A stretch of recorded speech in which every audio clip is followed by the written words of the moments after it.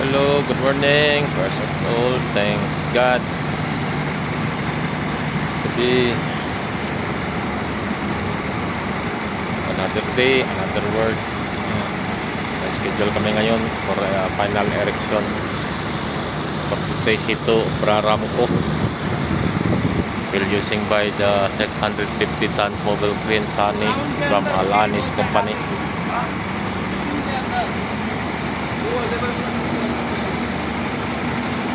Gamitan ng malaking mobile crane kasi malayo ang radius niya. I mean, ang distance from this center of mobile crane to center of the installation point, 58 meter. So mag-adjust pa tayo sa height kasi ang kakayanin ng mobile crane ito is for 73 meter lang sa capacity niyang sa 56 sa 58 meter ang capacity niya, bumubuhat na siya ng 13 tons. 73 meter height of length of the jet. Yung tower crane natin is 61 meter ang required. So need natin nang mag-adjust ng kasi sa 53 meters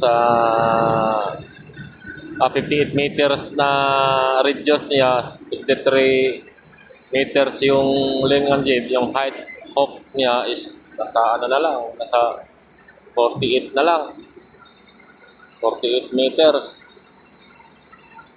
So i-divide natin yan kung 58 meters na yan.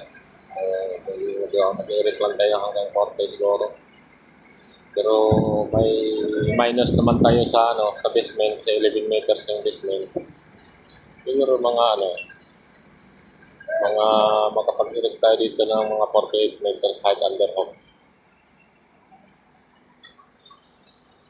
Nandito ng lahat ng section namin. I-count pa namin yan. So, thank you guys.